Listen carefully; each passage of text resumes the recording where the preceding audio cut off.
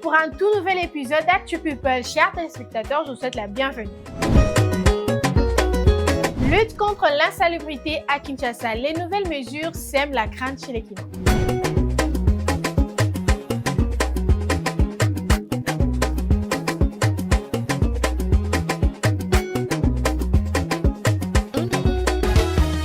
Les nouvelles mesures annoncées pour lutter contre l'insalubrité font couler beaucoup d'encre à Kinshasa. Depuis plusieurs jours, les discussions se multiplient autour des sanctions prévues contre les personnes surprises en train de jeter les déchets sur la voie publique.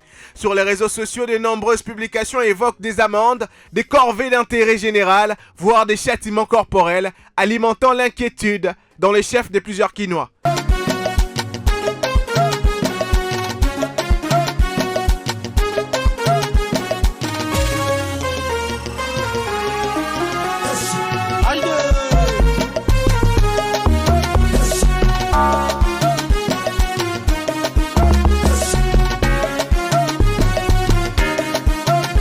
Entre rumeurs et informations relayées, beaucoup disent désormais redoubler de vigilance avant de se débarrasser d'un simple déchet dans la rue. Si l'objectif affiché est de restaurer la propreté dans la capitale, ces mesures suscitent déjà de vives réactions. Certains saluent une initiative qui pourrait enfin changer les habitudes, tandis que d'autres s'interrogent sur la nature et la proportion des sanctions qui sont effectivement appliquées. Sointement de nouveau au sol. La malédiction des chutes fait réagir les internautes.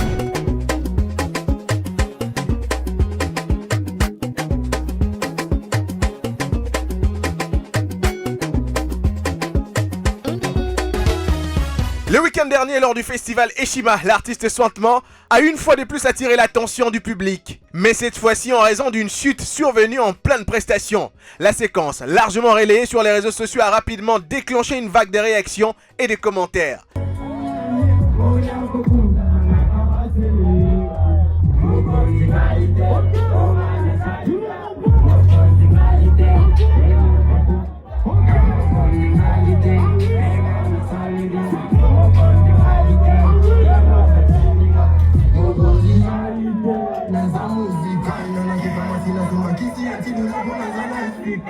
Pour de nombreux internautes, cet incident rappelle un précédent épisode qui avait suscité la polémique, le jour où les chanteurs avaient asséné un coup de poing à un fan en plein spectacle. Depuis cet événement, certains estiment que les chutes qui se répètent lors de ces prestations seraient une forme de retour des choses, allant jusqu'à évoquer un prétendu karma. Pas de preuves, pas de superstition, aucun lien à établir entre les différents incidents. Il n'en reste pas moins de cette nouvelle chute alimentant les discussions en ligne où les avis sont partagés entre ceux qui y voient une simple succession de malchance et ceux qui interprètent ces événements d'une toute autre manière. 9 ans après sa sortie, les titres Posa de Fally Ipupa conquis TikTok.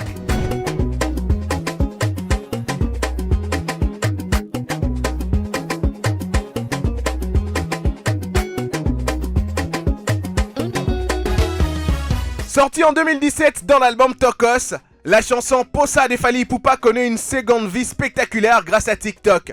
Près d'une décennie après sa sortie, le titre est devenu un véritable phénomène viral sur la plateforme. De l'Afrique à l'Europe, en passant par le Japon et plusieurs autres pays, des milliers d'utilisateurs se prêtent au jeu en reproduisant une chorégraphie et l'ambiance du morceau.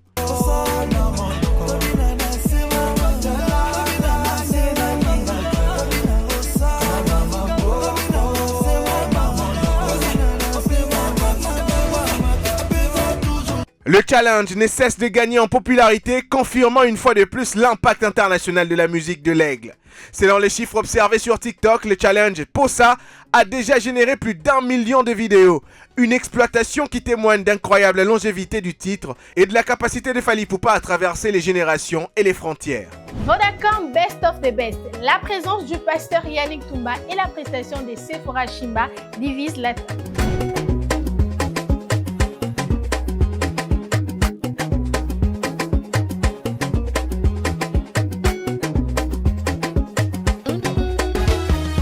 La présence du pasteur Yannick Toumba lors de l'émission Best of the Best a largement fait réagir les internautes. Mais au-delà de sa participation, c'est surtout la prestation scénique de la candidate Sephora Shimba qui a alimenté les débats sur les réseaux. Connue pour son univers musical orienté vers le gospel, la jeune artiste a surpris une partie du public en démontrant qu'elle était également capable d'interpréter des chansons à caractère profane, conformément aux exigences d'un concours où les candidats sont amenés à explorer plusieurs registres musicaux.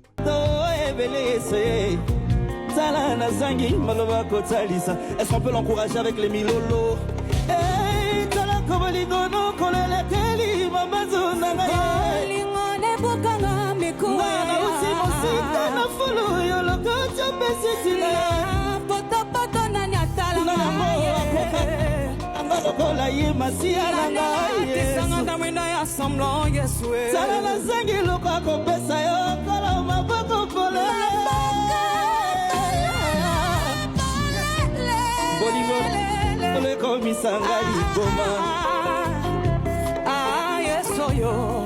Yamba maloba, emoso ya motema, ya motema, elombe nanga, ninanga maloba na pesa dio. Basala kinga bamba soka yawe asala kinga ye, bamona kinga yo yo s'envole, sokelombe abelisi mwine.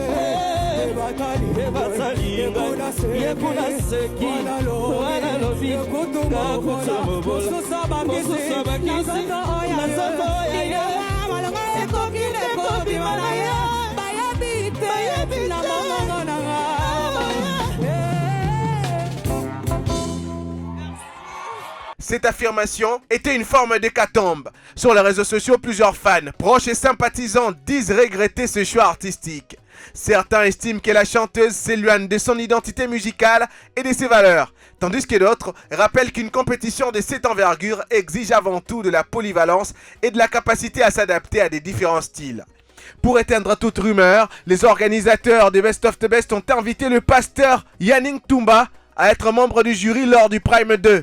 Il a lui aussi expliqué que dans une compétition telle que celle-là, l'orientation artistique donnée par les organisateurs n'enlève en rien le côté chrétien d'une personne.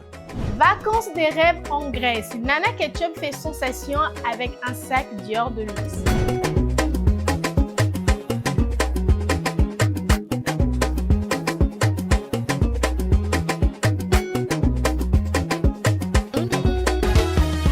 Après plusieurs mois de travail, Fally Ipupa et sa famille profitent pleinement de leur séjour en Grèce, où ils savourent des vacances bien méritées loin de l'effervescence du quotidien. Mais il y a un détail qui n'a pas échappé aux internautes, c'est bien l'apparition de Nana Ketchup avec l'élégant Dior Book Tote, un sac de luxe dont la valeur est estimée à près de 4000 $.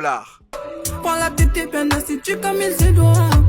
Elle envoie des pics, mais moi je les chevauche, je les chevauche, je les chevauche. Mange de ma main, je le maîtrise. Je mène la baguette sans pression. Pas qui t'aime pas, et bien sur lui. T'en voulais plus, c'était mieux pour lui. Entre paysages paradisiaques, moments de complicité en famille et accessoires de prestige, la famille Ipupa continue de faire parler d'elle sur les réseaux sociaux. Comme le dit si bien l'adage, après le travail, les réconforts. Et visiblement, les Ipupa ne se privent pas de profiter des fruits de leurs efforts. Et c'était tout pour ce numéro. J'espère vous retrouver en bonne santé et en bonne forme. N'oubliez pas de télécharger l'application Innov pour ne rien rater. L'abonnement ne revient qu'à 1,5 $, soit 3500 francs. Bye bye.